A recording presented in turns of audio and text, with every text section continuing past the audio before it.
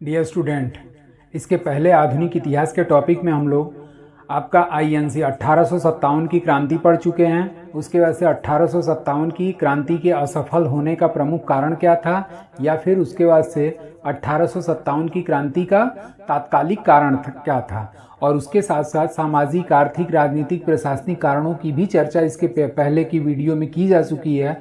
अब जब ये 1857 की क्रांति असफल हो गई तो इस असफल के पश्चात आपका INC की स्थापना की गई, और उसी INC के संबंध में MCQ क्वेश्चन हम आप लोगों को टोटल प्रोवाइड करा चुके हैं। उसको वहां से टेकअप कर लीजिएगा, क्योंकि जितना भी 20-25 क्वेश्चन का सेट है उससे INC से क्वेश्चन जो है उससे बाहर जाने की संभावना बिल्कुल 9 के बराबर है। और उसके बाद तब जाकर के आंदोलन का स्वतंत्रता आंदोलन, जब INC की स्थापना हो गई तब आपका स्वतंत्रता आंदोलन प्रारंभ हुआ। और जब स्वतंत्रता आंदोलन प्रारंभ हुआ तो इसी स्वतंत्रता आंदोलन को हम लोग 3 चरणों में लेकर के पढ़ेंगे, जिसमें प्रथम चरण, द्वितीय चरण और तृतीय चरण। और इसकी भी वीडियो हमने आप लोगों को तीनों चरण की प्रोवाइड करा दिया है कि इन 3 चरणों में PS के नाम से किसे जाना जाता है या 3PS के नाम से किसे जाना जाता है। उसके बाद से इन 3 चरणों को अलग अलग किन किन नामों से संबोधित किया जाता है। तो ये सारी वीडियो प्रोवाइड हो चुकी है। अब हम लोग धीरे धीरे आगे बढ़ रहे हैं, तो आगे में आपका प्रथम चरण स्टार्ट हो जाता है। और इसी प्रथम चरण की जो प्रमुख घटना है वो है आपका बंगाल विभाजन। और इसी बंगाल विभाजन का ये पूरा डायग्राम हम आप लोगों के सामने प्रोवाइड कराए हैं, और इसको अगर आप लोग स्क्रीनशॉट ले लीजिए तो इसी डायग्राम से आपका पूरा एक तरीके से कंसेप्ट क्लियर हो जाएगा। अब आते हैं हम लोग इस बंगाल विभाजन को लेकर के एक एक घटनाओं की चर्चा करने।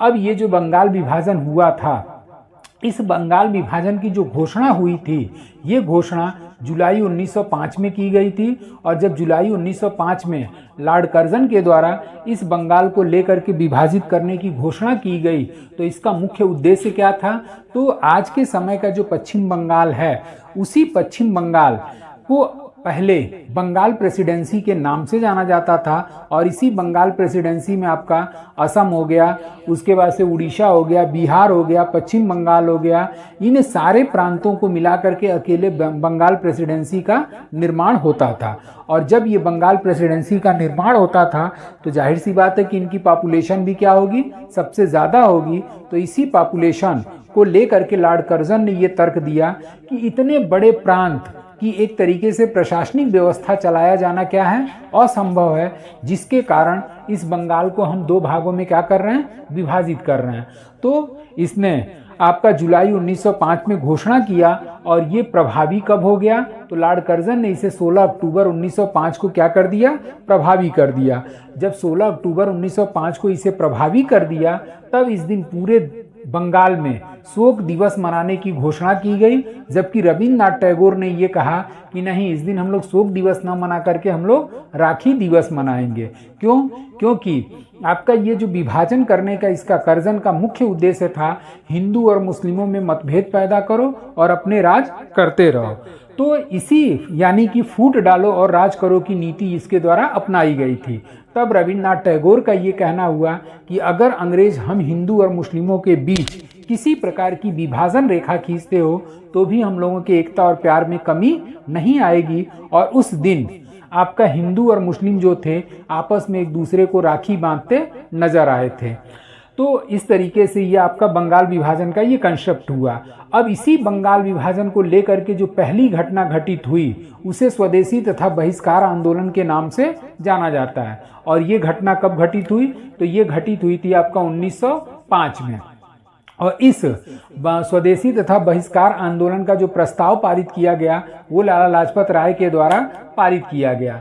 अब जब ये स्वदेशी तथा बहिष्कार आंदोलन का प्रस्ताव पारित हुआ तो इस आंदोलन का मुख्य उद्देश्य क्या था, तो अपनी चीजों को अपनाना और विदेशी चीजों का बहिष्कार करना। और इसी को मद्देनजर रखते हुए जो भारतीय महिलाएं थीं, उस भारतीय महिलाओं ने भी इस आंदोलन में सक्रिय रूप से भाग लिया, और भारतीय महिलाओं ने अपनी विदेशी चूड़ियां पहनने से इनकार कर दिया। उसके साथ साथ इस आंदोलन में धोबी जो थे, ये धोबी आपका विदेशी वस्त्रों को धुलने से इनकार कर दिए। उसके साथ साथ आपका इस आंदोलन को तेज करने के लिए तिलक के द्वारा, बाल गंगाधर तिलक के द्वारा गणेश उत्सव तथा शिवाजी उत्सव का प्रचार प्रसार किया गया। उसके साथ साथ इस आंदोलन में रविन्द्रनाथ टैगोर ने अपना प्रसिद्ध गीत लिखा था अमार सुनार बंगला, जो कि बाद में 1971 में बांग्लादेश का राष्ट्रीय गान के रूप में स्वीकार किया गया। तो ये आपका स्वदेशी आंदोलन से रिलेटेड चीजें हो गई। अब इसी बंगाल विभाजन को लेकर के मुस्लिम लीग की क्या की गई, स्थापना की गई। क्यों की गई? क्योंकि आपका मुस्लिमों को इस तरीके से आभास हो गया था कि भारतीय राष्ट्रीय कांग्रेस जो है वो आपका एक तरीके से हिंदुओं की संस्था है और मुस्लिमों की पार्टी के लिए एक अलग पार्टी का गठन किया जाना चाहिए। और इसी को ध्यान में रखते हुए मुस्लिम एकजुट हुए और 1906 में ढाका में आगा खां और सलीमुल्लाह खां के नेतृत्व में आपका 1906 में मुस्लिम लीग की स्थापना ढाका में कर दी गई। और जब ढाका में कर दी गई तो इसका जो पहला अधिवेशन किया गया वो आपका पहला अधिवेशन कराची में किया गया था। तो इस तरीके से मुस्लिम लीग की स्थापना हुई। और इसी बंगाल विभाजन को लेकर के आपका आईएनसी का सूरत अधिवेशन जब हुआ तो इसमें यह हुआ कि आपका हिंदू और मुस्लिमों में मतभेद काफ़ी ज़्यादा बढ़ते चले जा रहे थे। और जब हिंदू और मुस्लिमों में काफ़ी ज़्यादा मतभेद बढ़ते जा रहे थे तो इसी बंगाल विभाजन को लेकर के आपके आईएनसी के कुछ जो नेता थे वो क्या थे, आईएनसी के कुछ नेता इसके पक्ष में थे जबकि कुछ नेता इसके विपक्ष में थे। और इसी चीज को लेकर के दोनों में मतभेद उत्पन्न हुआ, जिसके परिणाम स्वरूप भारतीय राष्ट्रीय कांग्रेस जो है वो नरम दल और गरम दल के रूप में विभाजित हो गई। इस नरम दल का नेतृत्व जो है वो रास बिहारी बोस के द्वारा किया गया, जबकि गरम दल का नेतृत्व जो है वो लाला लाजपत राय के द्वारा किया गया।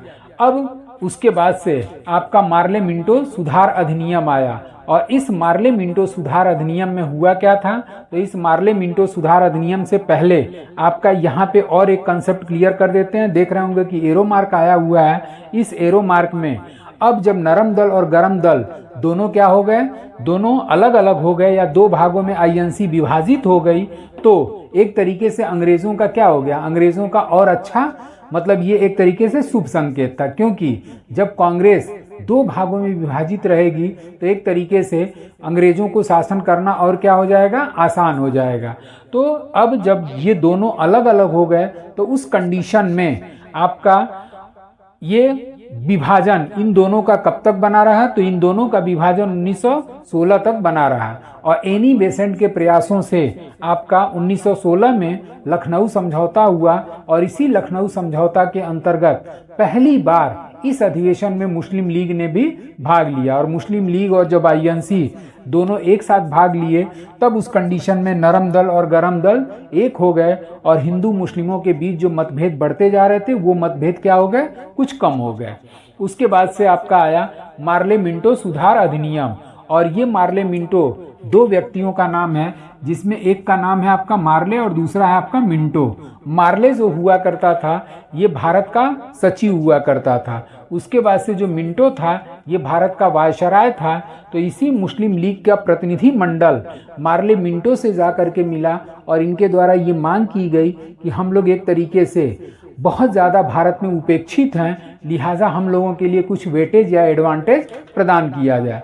तब जाकर के मार्ले मिंटो ने आपका मुस्लिमों को पृथक निर्वाचन क्षेत्र प्रदान कर दिया। जब पृथक निर्वाचन क्षेत्र प्रदान कर दिया तब इसके संबंध में गांधी जी ने यह कहा कि यह एक तरीके से सांप्रदायिक निर्वाचन का जनक इसको माना जाएगा, क्योंकि अंग्रेजों का मुख्य उद्देश्य था फूट डालो और राज करो।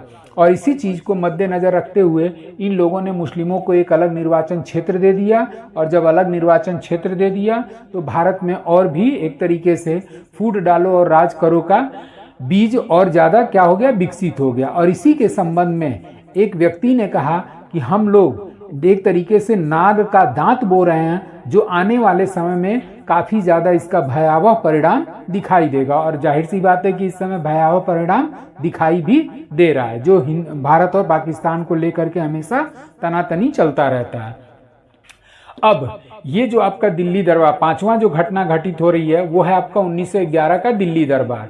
और इस दिल्ली दरबार में भाग लेने ब्रिटेन की महारानी मेरी और जॉर्ज पंचम का आगमन हुआ। और इन्हीं के आने की स्मृति में आपका गेट वे ऑफ इंडिया का क्या किया गया, निर्माण किया गया, गेट वे ऑफ इंडिया। और इस गेटवे ऑफ इंडिया और इंडिया गेट के बारे में अलग से हम आप लोगों को वीडियो प्रोवाइड कराऊंगा। तो फिलहाल ये जब दिल्ली दरबार का 1911 में आयोजन हुआ तो इसमें ब्रिटेन की महारानी मेरी और जॉर्ज पंचम का भारत में आगमन हुआ और इनके द्वारा पहला कदम भारत में जो रखा गया वो बम्बई में रखा गया और उसी बम्बई में गेटवे ऑफ इंडिया का निर्माण कर दिया गया। उसके बाद से इस दिल्ली दरबार में आपका जब इनका स्वागत किया गया तो इसी स्वागत में 27 दिसंबर 1911 को, डेट नोट कर लीजिएगा, 27 दिसंबर 1911 को पहली बार इनके स्वागत में राष्ट्रगान गाया गया था। अब उसके बाद से इसी दिल्ली दरबार में इन दोनों के द्वारा यह घोषणा की गई कि विभाजन रद्द किया जाए और इस विभाजन रद्द करने के परिणाम स्वरूप यानी कि 1905 में आपका विभाजन हुआ और ये बंगाल विभाजन रद्द कब हो रहा है तो ये आपका 1911 में। उसके साथ साथ इन लोगों ने दूसरी घोषणा किया कि भारत की राजधानी जो है वो कलकत्ता से दिल्ली स्थानांतरित की जाए। तो इस तरीके से ये दिल्ली दरबार में दो महत्वपूर्ण घोषणाएं की गई। अब जब ये बंगाल का विभाजन किया गया तो एक का नाम जो था वो पूर्वी बंगाल रखा गया और इस पूर्वी बंगाल की राजधानी कहाँ रखी गई, ढाका। ये पूर्वी बंगाल जो था ये मुस्लिम बाहुल्य क्षेत्र था, मतलब इधर मुस्लिमों की संख्या क्या थी, ज्यादा थी, जबकि पश्चिम बंगाल जो था ये हिंदू बाहुल्य क्षेत्र था और इस पश्चिम बंगाल की राजधानी कहाँ स्थापित की गई तो वो की गई थी आपका कलकत्ता। तो इस तरीके से ये बंगाल विभाजन जो कि स्वतंत्रता आंदोलन के प्रथम चरण की एक प्रमुख घटना मानी जाती है और इसी बंगाल विभाजन से ये सारी घटनाओं का कंसेप्ट आपको हमने क्लियर करा दिया। तो आज के लिए बस इतना ही। Thank you so much.